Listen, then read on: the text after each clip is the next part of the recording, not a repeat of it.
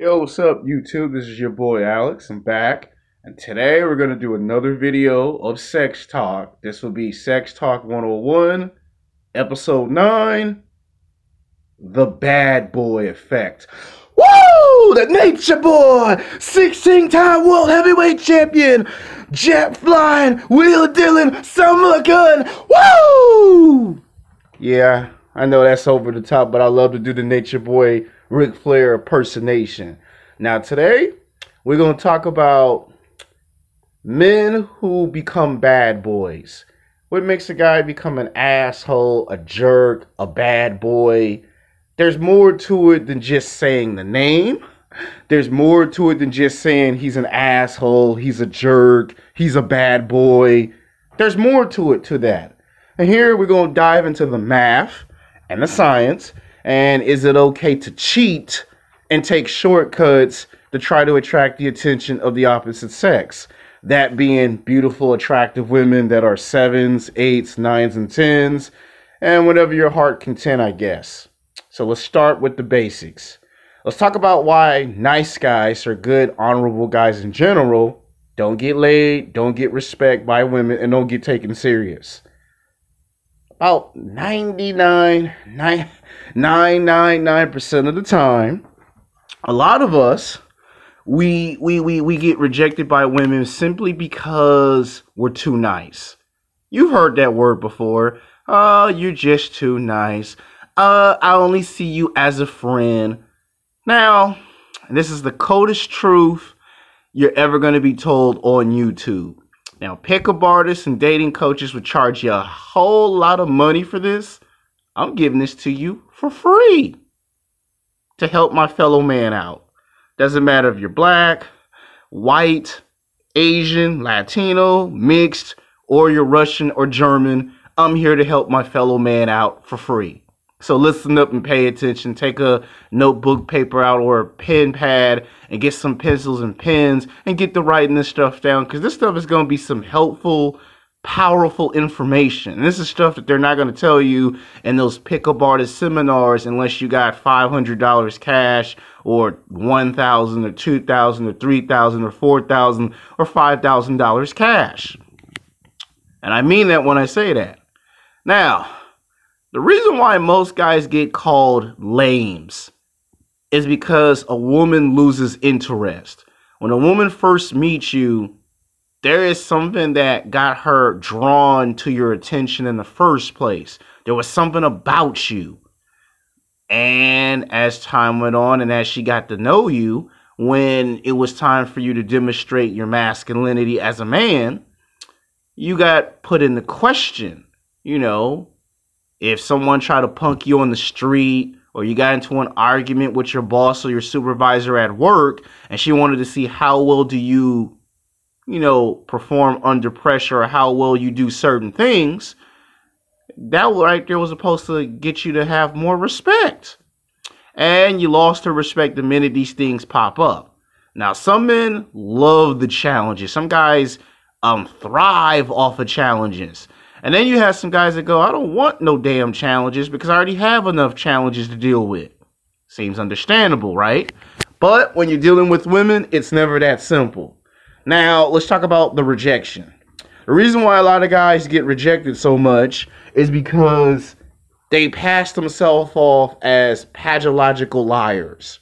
And women don't like pathological liars. Now, the reason why nice guys lie or manipulate every single woman they see is because they believe if they do that, they'll get exactly what they want.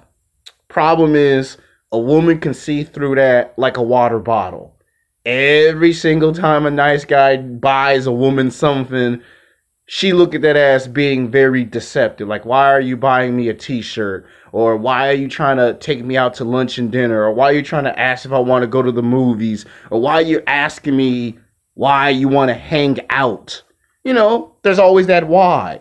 And when a woman feels like that she's not getting the answers to her questions, she's going to reject you just like that, so fast, so quick, because to her, you're not giving her the proper answers. Now, to me and you might say, what is the proper answers? So you get rejected. But then you see the bad boy, right? You see the drug dealer, the cocaine dealer, that all he does is sell drugs and distribution, and he's always tapping that ass. He take her out to lunch and dinner. He buys her a t-shirt. He buys her a Gucci bag or a Louis Vuitton bag or wherever the hell it is. And you be saying to yourself, how is it that he could just sell cocaine 5 days a week and come home and tear that ass up, but when I do it, it's rejection, rejection, rejection, rejection? Well, I'm here to give you the answers to that problem. See, most bad boys and most criminals don't try to impress the girl. And what I mean by impress the girl, they don't try to buy her stuff because they don't know her very well. Think of it as it's a job interview. Why would a job employer hire you for a job if he doesn't know your skill set? He doesn't know your skills. He hasn't seen your resume. So why would he take a chance on hiring you, or why would she take a chance on hiring you? So it's an interview process. And you see, here's the secrets. There's two types of manipulations.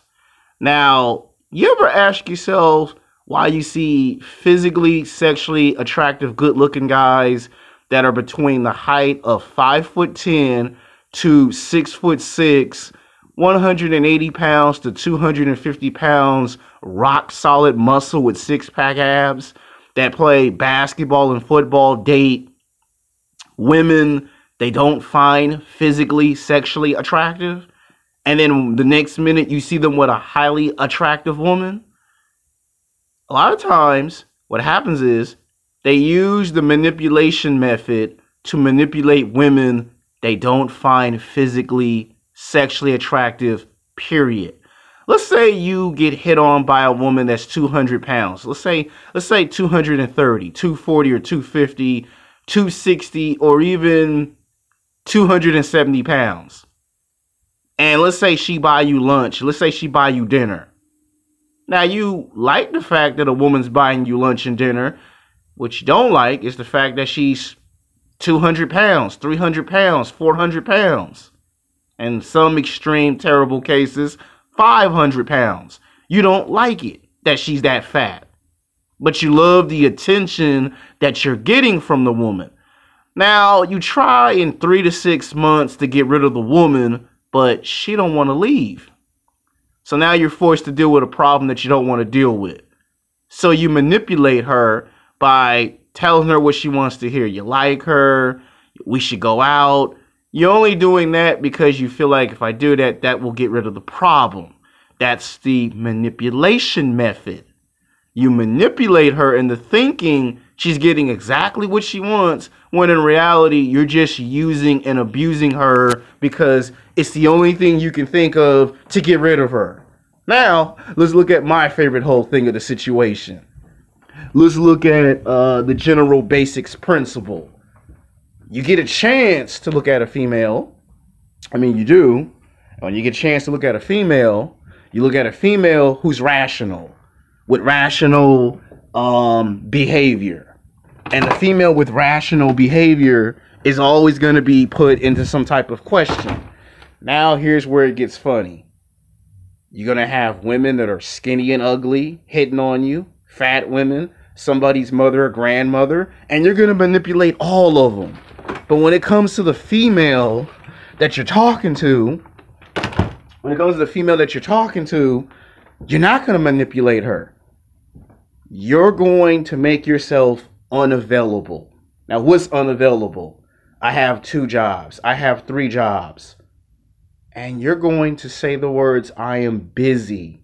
And you're going to make sure that you stay busy to the point where she is not able to call you, text message you, or email you. When you try to ask her out, she's always unavailable. So the same thing she do to you, you do it back to her 10 times. And she's going to put all her energy and effort into you. See, here's the difference between the bad boy and the good guy. The bad boy does not care if the woman likes him or doesn't like him. The nice guys, they care too much. The bad boy goes off and talks to other women and doesn't care if that woman finds out about it. Perfect example of this is the movie Pitch Black with Hollywood actor Van Diesel. In the beginning of the movie, he doesn't give a fuck about shit. He doesn't care if he lives or dies. He doesn't even care about the people on the spaceship if they live or die. They're fighting aliens that have the ability to see in the dark. He has eyes that glows in the dark, and he kills aliens. But he doesn't care if people live or die. It's not until the very end of the movie that he even actually cares. Same thing with the sequel, Chronicles of Riddick. In the beginning of the movie and the middle of the movie, Riddick does not give a fuck if he lives or dies. He doesn't care if the people around him lives or dies. But it's not until the very end of the movie that he actually cares. Those are two movies that show prime examples of the bad boy doing it and then getting what he wants out of it. Now, look at Fast and Furious, the very first film of Fast and Furious. The main character puts himself in dangerous situations that he knows he can get killed. But you know what's funny? He does it anyway. Now, let's talk about the nice guys. Nice guys like to follow the rules. How many times you follow the rules and you get cheated out of a golden opportunity? All the time, right? Let's use the Flash television show as a perfect example. In season 1, Barry Allen fights all the supervillains, right? But he has this one problem. He gets his ass whooped by the Reverse Flash, the man in yellow. We get to season 2, he fights another evil speedster, Zoom. He gets his ass whooped by Zoom.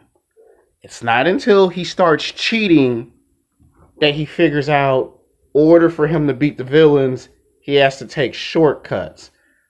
Now, the bad boy doesn't wait no 10 years, no 15 years, no 20 years to get sexually attractive women. Because then you get women that's in their 30s and their 40s and their 50s. And if you don't want that, you would do this. I'll come back with part 2.